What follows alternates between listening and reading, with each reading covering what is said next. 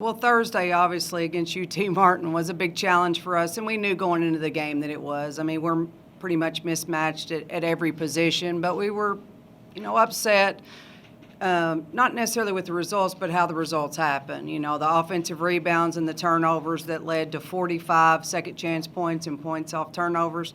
And that's something that we harped on and needed to get better. And then we go into Thursday's game and give up 27 offensive rebounds and turn the ball over 22 times and somehow find a way to win. So great win for us on Saturday. I thought we really bounced back. The kids showed a lot of perseverance. Macy was in some foul trouble, and we were able to manage that and only be down 5 at halftime. So seeing some things come along with these kids, still young, still trying to figure some things out. But rebounding is going to be a problem for us. We knew that with our size disadvantage most nights, but we have to find a way to do better. And then taking care of the basketball is at a premium, and obviously with the loss of Gentry, we're not as deep in the guard position. So it's just next man up, and we've got to figure out a way to fix those things moving forward. The Jacksonville State Tech trip, it doesn't get any easier. I think the number 3, number 5 preseason teams, all the teams that we play at the beginning of the season were ranked higher than us in preseason. So we've got our hands full, and anytime you go on the road, that's difficult. But I do think that the preseason games, pre-conference, did prove that we can win on the road and find a way to win. So we're going to take some of those things and try to, really focus in on scout and figure out their weaknesses and try to exploit those. Also about Stady Hill, big step forward or just an outlier game? What's your view on that? Well, we hope big step forward, but that's the Sadie that we recruited. Tough, always tough, kind of a little cocky. You need that little bit of that as long as you can do that within the framework of the team. She's been hurt ever since she got here, but she's just finally starting to kind of come into her own. We've known she's one of the best shooters that we have. Sadie's a guard. But Sadie's having to play post because we're post deficit, and she's tough enough to do that defensively.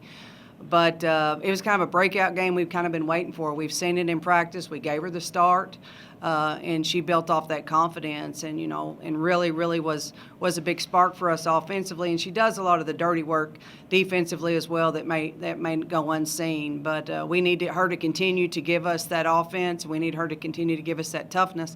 If she can do that, then it really changes things for us. Along with the 19 points, the 5 rebounds, the 4 3-pointers, and partridge or pear tree, she had no turnovers, which I thought was big. How was she able to manage that, knowing that SEMO started to really kind of turn around and focus on her, and she still never cracked under the pressure? Yeah, well, again, she's used to handling the basketball. She's had to play out of position a little bit for us. So, when she has the willingness and ability to handle the ball, she did handle the ball a lot more in high school.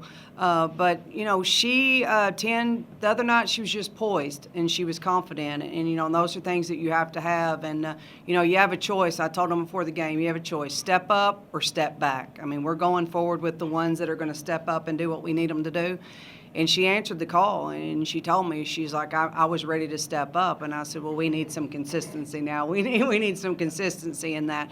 But I expect her to go off that confidence and to continue to work hard and hopefully give us those type of minutes.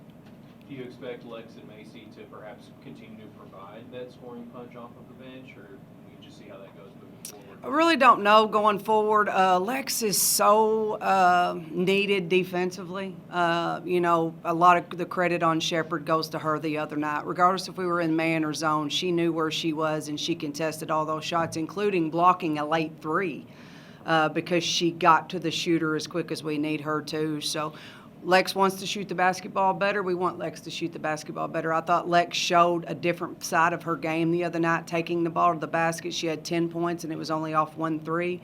She got herself into the lane and created some things. So she's going to be fine there. But not having Lex on the floor defensively is something that is an issue. So we'll just have to see about matchups and those things going forward. But we know we have kids that can come off the bench and give us that spark. Mac's doing that right now. She could easily be in the starting lineup, but she's coming off the bench and playing pretty well. So we'll just have to see from game to game. You talked about this team's ability to have success on the road already this season. You're starting this 4-game road swing, which is a tough thing. But mentally, how do you prepare your team for that, knowing that like you said, some of these teams that were so-called picked in front of you were tougher and things like that.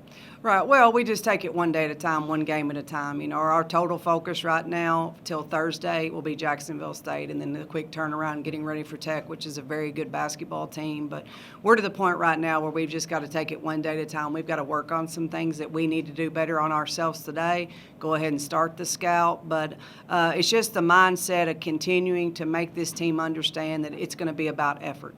Margin of error is too small for it to be about anything else. So when we go up in these games, we have to give ourselves a chance to win, and we're going to do that by playing hard from start to finish. And our kids did that the other night. Even through adversity, when Macy wasn't in the game, our kids made a lot of mistakes, but our kids played through that, and that's what we need.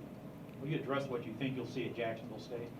Jacksonville State is a lot of mirror image of SEMO, except they're a little bit bigger. But you're going to see athleticism. You're going to see a fast-paced game, long, lengthy defense, you know, really getting after you. But we feel like that there are things that we can do to help, you know, offset that. It's going to be about us making shots. It's going to be about us rebounding the basketball, taking care of the basketball. They will pressure us. Everybody will pressure us.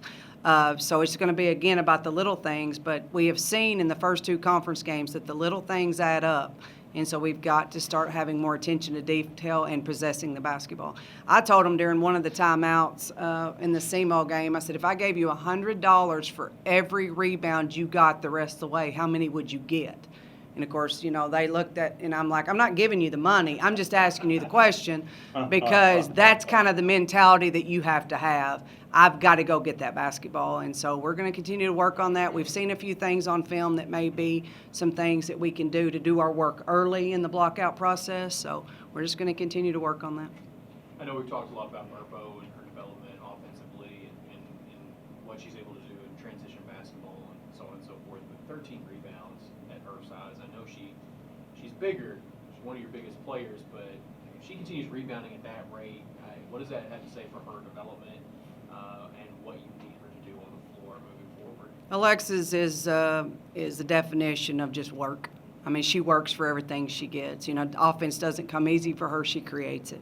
She's one of the best passers that we have. But at her size, to go against an athletic team like that and get 13 rebounds is just all about effort. You do not have to be big to block out. You do not have to have any talent whatsoever to block out. You just got to want to do it and go get the rebound. And she doesn't block out a whole lot, but she goes and gets the basketball. And I probably stayed on her as much during that game about rebounding and those type of things than I did anybody else. And then at the end of the night, I'm like, she had 13 rebounds. I'm like, you know, I was really on her. But she takes it. She accepts it. When I say, I need you to get me the basketball, she'll do everything she can to get it. So it's just a credit to her and her work ethic and her willingness to do whatever it takes to help us win, including running the point, which she is not a natural point guard whatsoever. But she'll just one of those kids that'll do whatever we ask her to do. Last year, you talked a lot about each week wanting to go, not get the goose egg. You had to split. Is that the mentality that you take into these next 2 weeks, knowing that the road is really tough? I think when you look at our schedule, the first 4 weeks, that has to be your mentality. It has to be your mentality. You cannot afford to go over. We would love the opportunity, and we're going to try to take the opportunity to sweep some of these weekends. But I think right now where we are in the program, that the first 4 weeks has to be that. But then the mindset has to flip going into the end of the season, whereas it's not okay to split. We've got to go get these wins. So we're going to approach every game the same. We're going to approach every game with the intent of doing everything we can to win the game. But I think in order to set ourselves up to finish in the top tier, then we're going to have to make sure that we don't get split or that we split these first 4 weeks. Could you give us an update on your signees, just a little bit on how they're doing right now? Sure. Caitlin Young, our 2020 post that's coming in, she just got Athlete of the Decade in her town. But, you know, 3-sport athlete, outstanding volleyball player, state track champion. And also an excellent basketball player. So we're really proud of that. She also surpassed her 2,000th point. So we're really excited about what she can do, the toughness and the things that she'll be able to do to actually give us an inside presence next year. Hannah McKay also just passed 1,000 rebounds. So her and Charlie Settle both 1,000 points, 1,000 rebound club, those type of things. Hannah is playing for a chance to go to the All-A State tournament tonight. I really believe that their team, with her leading them, can do well, and I'd like to see her to be able to have that experience, because the more you can put your kids in the situation of having to play big games and having to step up on the big stage, I think that prepares them even more for what's her expectations freshman season. Again, I mentioned Charlie, 1,000 rebounds. She just became the leading rebounder, if I'm not mistaken, at Callaway County High School, and passing a pretty darn good player in Avery Fields. I remember her well. It's very tough. So those three kids are doing outstanding. Jalexis Russell, which is our junior college player, continues to lead her team, continues to be, averaging close to a double-double each game in points and assists. She also rebounds the basketball well. She's 5'11" wing.